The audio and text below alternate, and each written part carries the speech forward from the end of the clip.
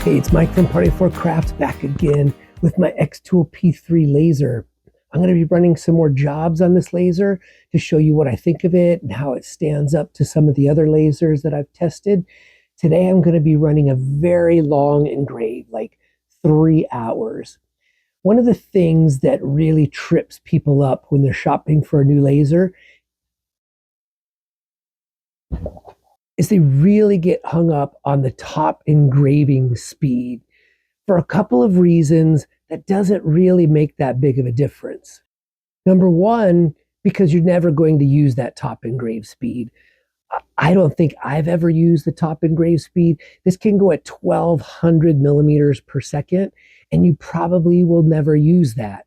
It's a good sign that they used very high quality parts in it, particularly the motors, but you're probably never going to engrave at 1200 millimeters per second.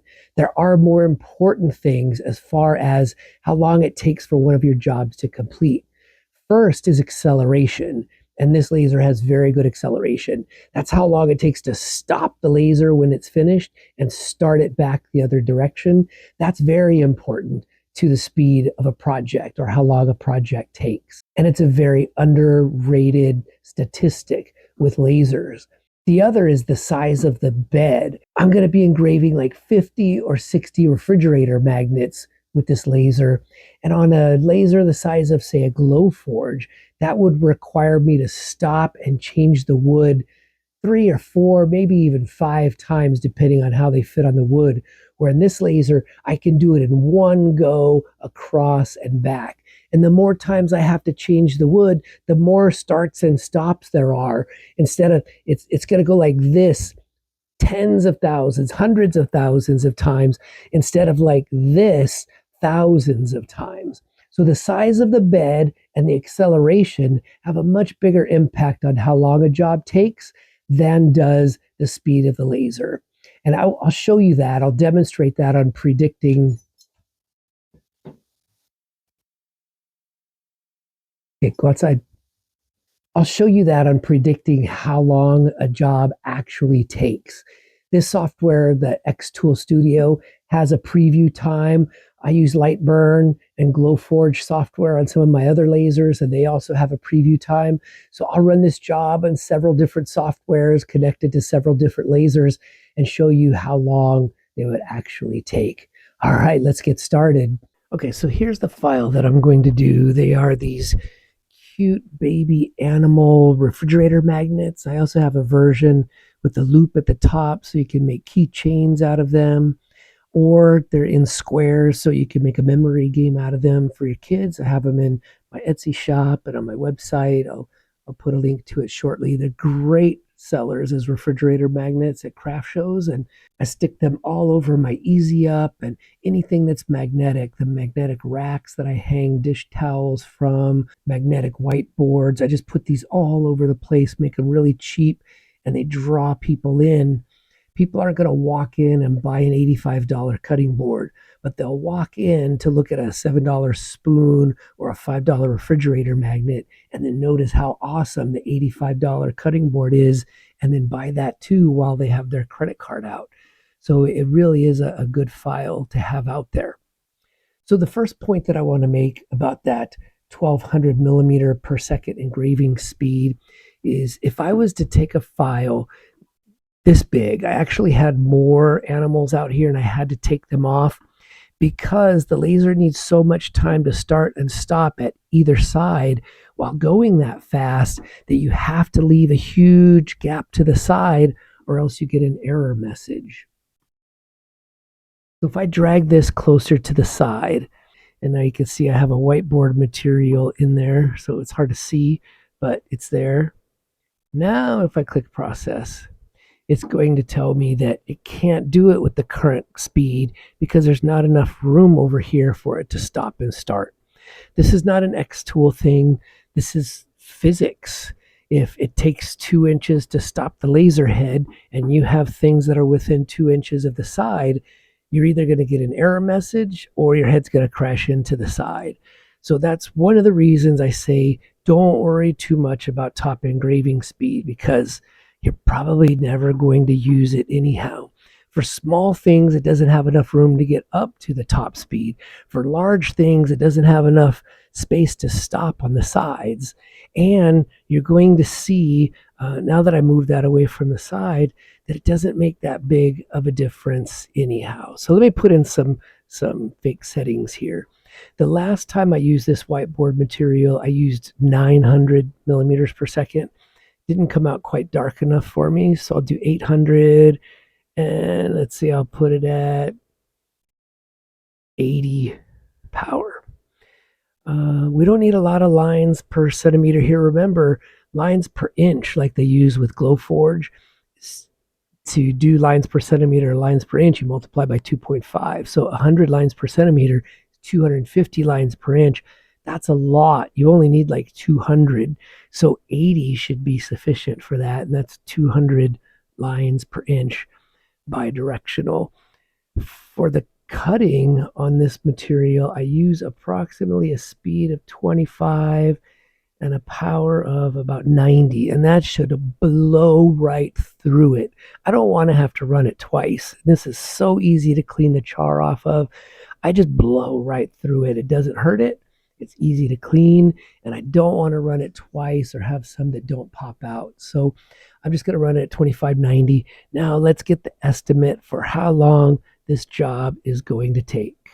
It gives you a message that tells you that you may want to remove the air nozzle. I'm torn on that because this has an engrave and a cut. When you're engraving, you don't need the air so close to the wood and blowing so hard.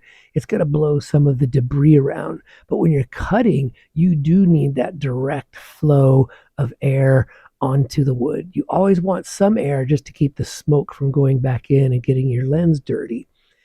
But I have both processes here. So what I might do is take the nozzle off for the engrave, just do the engrave, let it finish, put the nozzle back in, and then do the cut.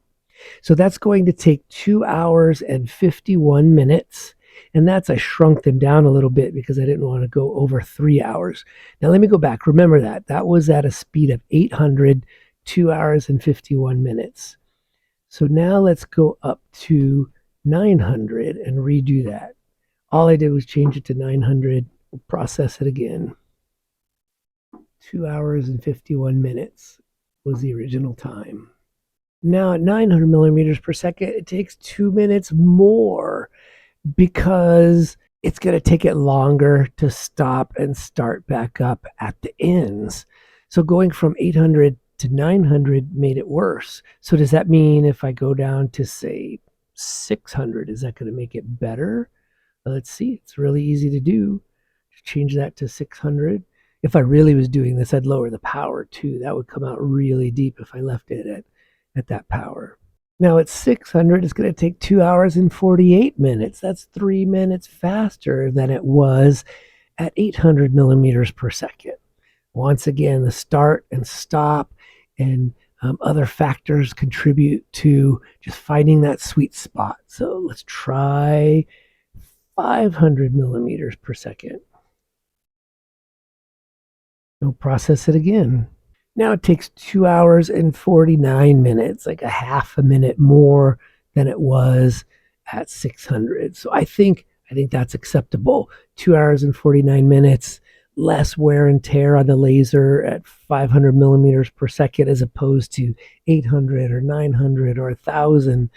Now, what does speed up a laser job? The power of the laser speeds it up a great deal because it is directly proportional to the speed with which you can cut.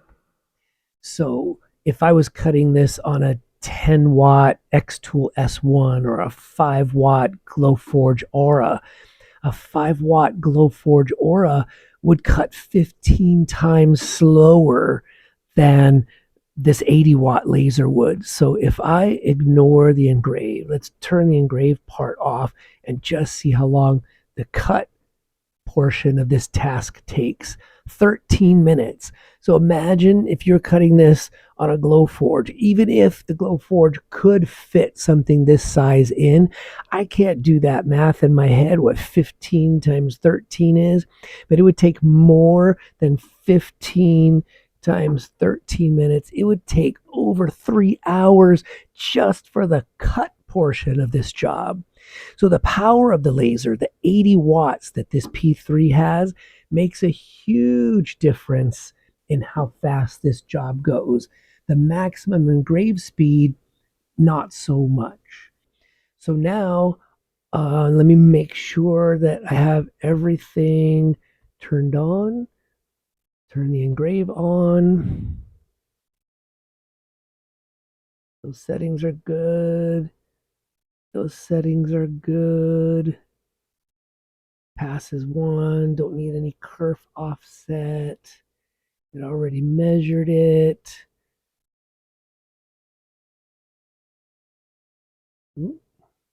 So this is that Lowe's whiteboard blackboard. I want these to be white with a dark engrave, and that's exactly how this material does it. So I think I'm ready to go, and we'll go ahead and start the process.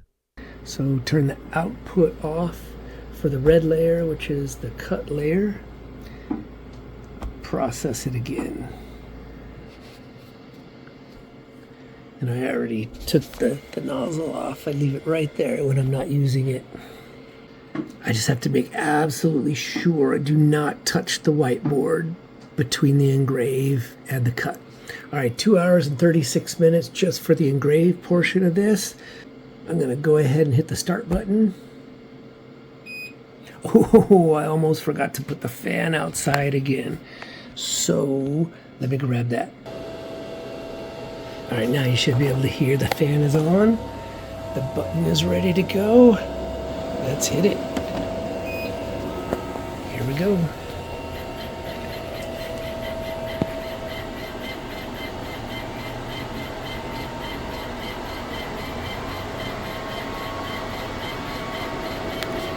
Live preview going up here. Alright, I'm sorry I'm not going to stand here for 2.5 hours recording. You can see that's coming out really nice. That's why I love this Lowe's whiteboard. I won't have to do anything to this except wipe it off with water when it's done. That looks great. I don't believe that you can buy the Lowe's whiteboard material online anymore. I think you have to go into the store to get it. So the fact that it's doing these one by one is also another contributing factor to why the speed didn't make much of a difference, because in that 2.5 inches, it doesn't have the room to accelerate to 600 or 800 or 1200 millimeters per second. So because of that, it doesn't matter if you crank it up, it can't get that high anyhow. And so that's why there was very little difference between 600 and 1200, because it can't get up to 1200 millimeters per second in that little space right there. But man, are those looking great. So while it's running, let's talk about the money with a big project like this. A lot of people say if you can't make $1 a minute with your laser, then you probably shouldn't be doing the job. So this job is going to take about 150 minutes. So can I make a profit on it? Well, for magnets this size, I'll sell them for $5. And there's over 50 of them here. So that adds up to at least $250. Plus, remember, these are a magnet to get people into the booth to buy other things. We hand out business cards and we get custom orders because of these.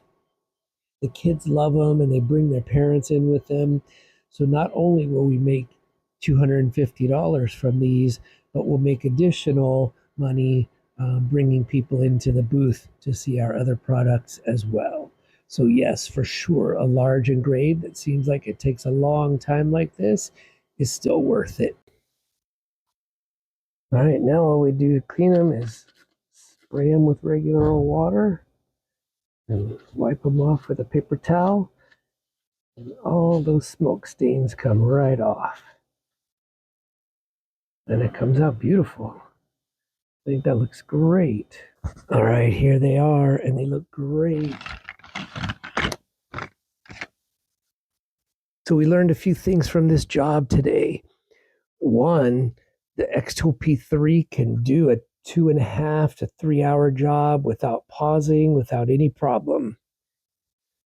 Two, we learned that you can pause after the engrave and put the nozzle back on to do the cut, and it works just fine. Three, we learned that if you're doing each individual item, then the speed doesn't really make that big of a difference. We'll mess around with joining them all together and doing them all at once and see if it makes a difference there. But when you're just going, the laser can't even get up to 900 or 1,000 or 1,200 millimeters per second. So it really doesn't matter. And sometimes it's even worse. And these came out great. It does a fantastic job engraving and cutting on this Lowe's whiteboard, blackboard material. On the back side, this is solid black. So if you're doing anything that's white or anything that's black, you could use this. You don't even have to paint it. Okay, now when I click this little arrow next to the process button and I tell it to do it all together and I click process, it's going to cut quite a bit of time off of that estimate. Now it's just 1 hour and 21 minutes, and that's at 500 millimeters per second. Let's go back and raise the speed and see how it changes it. So let's try changing this to 800 millimeters per second and see what difference that makes. All right, I hit the process button, come back over here, and this is just for the engrave. I turn the cut off, so that won't be impacting our time. Right now it's down to 56 minutes compared to the 2.5 hours that it was when it was doing the individuals. And let's see, we'll raise the speed up even more and see what it does. Now we'll go all the way up to the 1,200 millimeters per second maximum speed. And let's see what it says for a time estimate now. Now it's down to 44 minutes for the whole sheet. Now 1,200 millimeters per second. You won't get a very dark engrave, but just showing you here that once you switch the processing to do all of them at the same time, it'll go a lot faster and the speed will make a bigger difference. Because when it's going just to engrave one at a time, it's never going to get up to 1,200 millimeters per second in just that little small space. But now when it's doing them all at once, it's going and it'll have room to get all the way up to that 1,200 millimeters per second. Far fewer stops and starts when it's doing this all the way across the row than it is when it does them one at a time. So that's one of the secrets when you're doing a big job like this to speed up your engraves on the xTool P3 is to go back, and let me show you one more time. When I go over here to process, before I had it on 1 by 1, and just switching it to all together pretty much cut the total time in half. Scanning from top to bottom or bottom to top doesn't make that big of a difference in my estimation. I did it from top to bottom because I was using the slats and some of them would tilt, and as it goes down, it's the only time it's going to pass back through them is when it goes back up to the top. So that's one of the big secrets to xTool P3 and getting it to engrave faster is using that all together or 1 by 1 strategically to save you that time.